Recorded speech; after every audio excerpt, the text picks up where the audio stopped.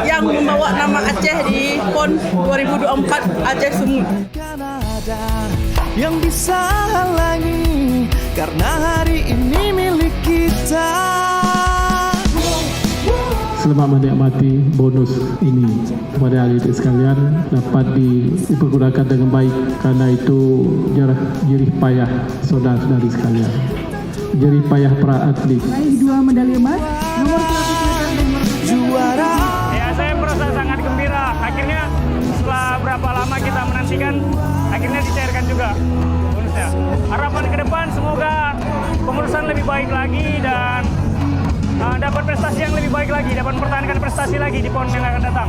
Saatnya jadi juara dan raih Medali di PON 2024 alhamdulillah bisa menggunakan medali emas yang ketiga kalinya.